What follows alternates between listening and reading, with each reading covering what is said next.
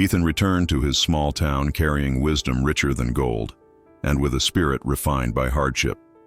He built a workshop for the townsfolk, a small library, and a storage place for shared goods. People came to him for advice and inspiration, and the gold he had once found remained in the community's trust for future projects. Life had triumphed over poverty and hunger, and Ethan realized that his greatest success was not in carrying treasure back home, but in transforming it into a shared life for the people. That was the ending. And now I will tell his journey in full, with every detail, every word clear and true. Ethan was a simple man. By day he worked at a small candy factory wrapping chocolates and stacking trays, then returned at night to his modest house that overlooked a cornfield and a quiet street with a grocery store, a school, and an old church steeple. His life was touched by simple acts of kindness, sharing tea with a neighbor, fixing a porch step for a friend. He never wished for more than a calm evening and the joy of seeing his family content. But life is not always gentle. His town held an old legend, passed down by the elders at night and whispered by children around campfires, about a place called the City of Gold.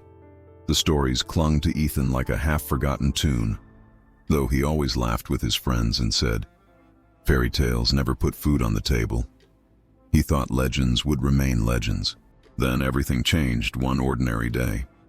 Coming back from work through the local market, he spotted an old leather satchel tucked beneath a wooden stall. Inside was a tattered map, marked with strange names and symbols.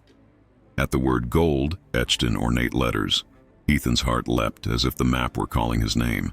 At first, he dismissed it. Who was he to chase a legend? That was his refusal of the call.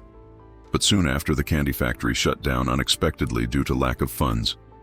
His family's livelihood collapsed overnight. The map no longer looked like fantasy. It looked like a chance at survival. He decided to leave. Before setting out, he met his longtime friend Jack, the town's blacksmith, who agreed to join. Soon after, Emily, the neighbor's daughter who loved books and believed knowledge was worth more than money, offered to come too. Together, the three of them formed a small caravan of hope.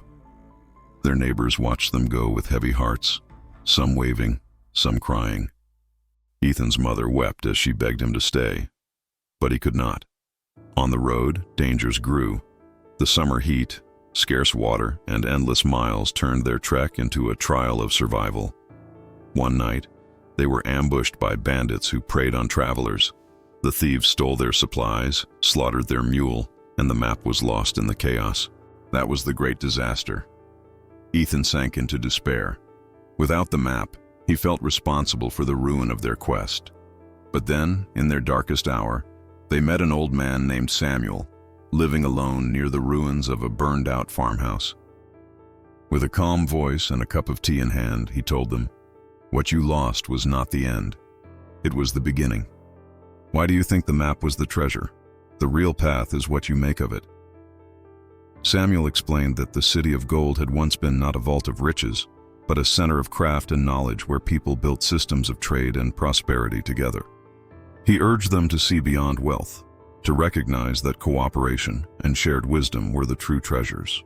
Renewed, the group pressed on, learning to manage their resources, protect their water, and build strength together. Yet new trials came. The corrupt mayor of a nearby town tried to exploit them, claiming he alone knew where the City of Gold lay. He wanted the riches for himself. For a moment, Ethan was tempted. Power was a sweet lure, but Emily reminded him, "If we give in, we betray everyone back home." So they resisted. The mayor struck back, imprisoning Jack and seizing the rare books Emily carried. That was the greatest crisis. In a cold night of resolve, Ethan transformed. No longer the simple factory worker, he became a man of unshakable will and unstoppable force. He rallied allies, outsmarted the mayor, and fought not for himself, but for his people. And when the battle was over, Ethan returned home, not with pockets of gold, but with knowledge, allies, and a new vision for community. He turned what could have been a selfish treasure into shared prosperity. That was his victory. That was the true City of Gold,